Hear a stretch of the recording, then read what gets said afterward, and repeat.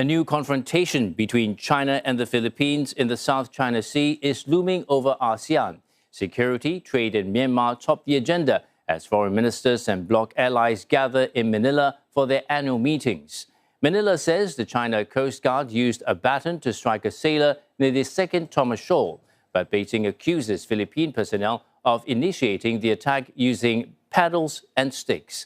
That encounter coming as ASEAN foreign ministers and their counterparts from East Asia, the US, China and Russia start arriving in Manila for a week of high-level meetings.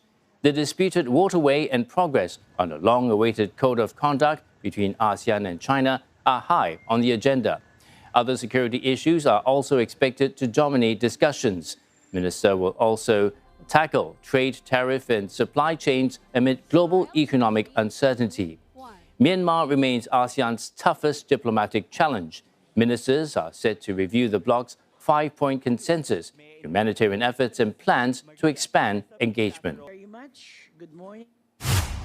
Now, CNA senior correspondent Leong Wai Kit joins us live from Metro Manila. Wai Kit, the latest incident in the South China Sea comes just as ministers start meeting. How much is it likely to shape discussions this week?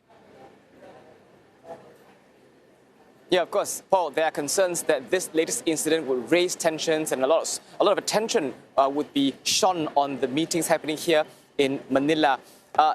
Paul, the latest confrontation you talked about between the Philippines and China, where they both traded blame on who attacked first, isn't the latest. Well, it is the latest, but it is also the latest of various episodes that underscore the tensions between Beijing and Manila. You will recall that on July 12th, that was the South China Sea Arbitral Tribunal ruling 10th anniversary, where the Philippines had played up. There were also 14 other countries that came together to issue a joint statement, including US, UK, Japan, and Australia, standing together with the Philippines, saying that that ruling is legally binding.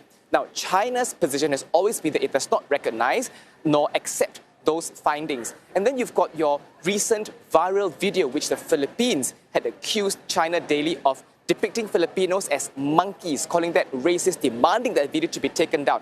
China had officially responded very briefly, saying that it does not represent its official position, but it did not comment even further. And very quickly, you may also recall that China had slapped sanctions against Defense Secretary Gilberto Teodoro for what it calls his erroneous remarks about the South China Sea. So all these you have a lot of concern that the tensions between both sides are high, especially when there are other topics to discuss.